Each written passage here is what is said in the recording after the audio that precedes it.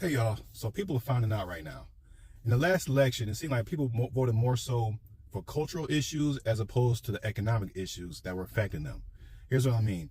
A report came out that people made $50,000 or less favored this administration more than an opponent, which is fine.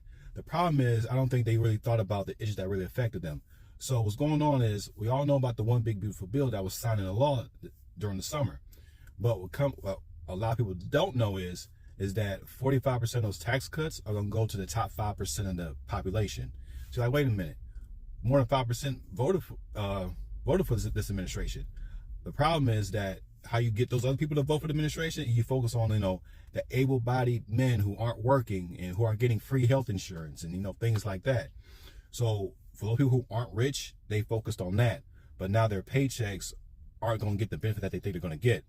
So, and while that same report said that on the bottom 20% are going to see 1% of the tax cuts. So this bill isn't going to be big and beautiful for everyone. And it's so bad that this administration now has to rebrand the bill. They're trying to call it the Working Families Tax Cut Bill now. So what they found is that this bill has very bad polling numbers because more and more people are finding out that this bill isn't so beautiful for them.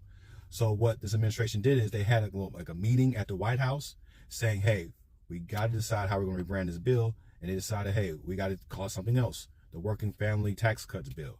We got to tell people how they're getting tax cuts and no tax on tips, no tax on overtime. So the problem is that those measures are temporary for 3 years. No tax on tips, no tax on overtime. While their permanent tax cuts for the rich, well, they're permanent. Also, that whole tax on tips, well, only 3% of the population works in a tip job. So it's not going to benefit everyone in it. Also, that whole no tax on overtime, we're still gonna get taxed, but it comes as a tax credit or a tax rebate or whatever when we file our taxes. Also, that whole, let's say you make $20 an hour and you work overtime, so you get $30 for that hour of overtime, only that $10 is deductible, not the whole $30 you worked. So, of course, they didn't say that when they're trying to sell the bill to us, but that's what's gonna happen.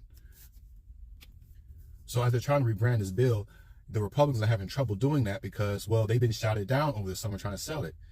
At town halls and, Republican congressmen, Republican senators, whoever, they've been having trouble selling this because people are starting to read this bill like, wait a minute, how does this bill benefit me? How does cutting health insurance benefit me? So, but they had to do it to help pay for the tax cuts that's going to the very wealthy of this country. And then you also look at things like, coal miners. They were very big for this administration. Well, this administration try to take away a rule that protected coal miners from developing certain lung diseases while working in those mines. So all in all, that's what happens when people vote for the cultural war and forget about the economic policies that they need to look into. So we look for the cultural war and forget that there's an economic war being waged against you.